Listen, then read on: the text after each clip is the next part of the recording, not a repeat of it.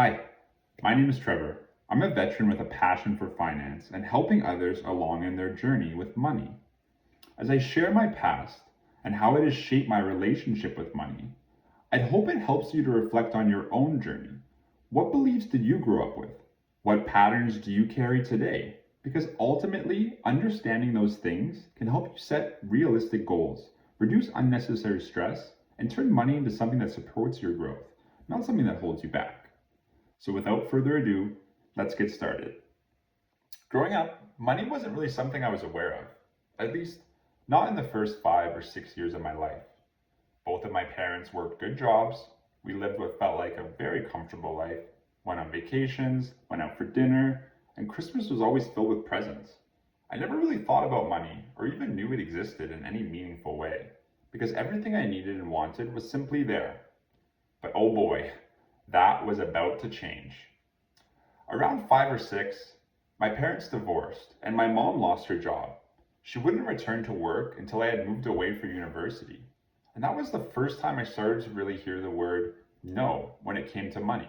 It was the first time I heard the phrases like, we can't afford that, or money's tight right now. And it was also the first time I saw money become a source of stress and even conflict.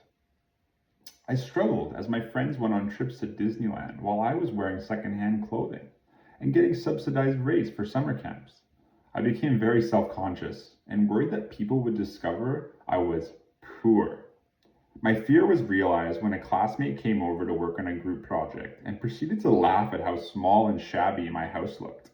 From that point forward, I never invited anyone over. I vowed I would work hard, escape poverty at all costs. When I was older, no one would think I was poor.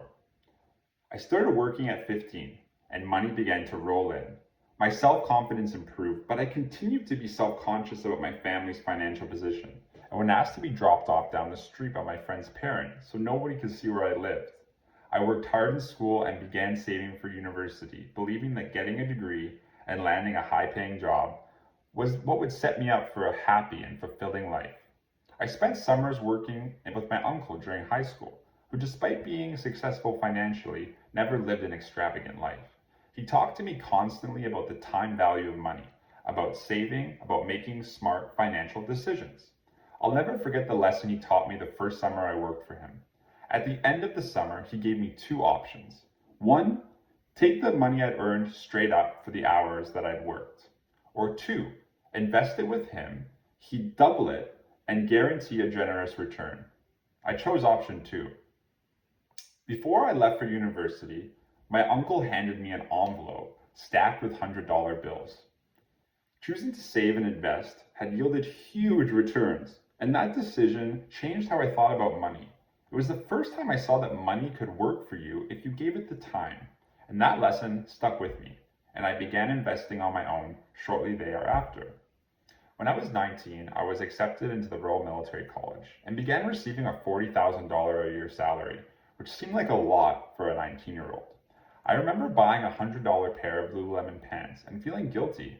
I had always been extremely frugal. I didn't feel right to indulge, and looking back, I could see it was the scarcity of my childhood that was continuing to haunt me. I was terrified I would lose it all and end up broke. At 23, having moved to Winnipeg after graduating, my uncle encouraged me to buy a house. I was hesitant because I had always heard debt is bad, but I followed his life advice and became a homeowner.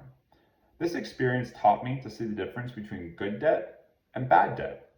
As I approached 30, the scarcity mentality began to diminish, and I began spending on things that brought value, like travel, quality clothes, and comfort. But I never lost the habit of doing things myself and living within my means, never accumulating any credit card or high interest debt. Even with more money, I learned it doesn't guarantee happiness. One day I sat and thought, I have stability, I have the ability to buy myself all the things I wanted as a child, but I don't feel all that happy or content. It was then that I learned money can't buy happiness. In 2021, my mom died suddenly at age 61. A few years later, I was hit by a car on my bike, narrowly escaping serious life-threatening injuries. So now I try to strike a balance with my spending. Save and build wealth, yes, but also use money to create meaning, freedom, and peace right now. Because at the end of the day, I can't take it with me, and life can change in an instant.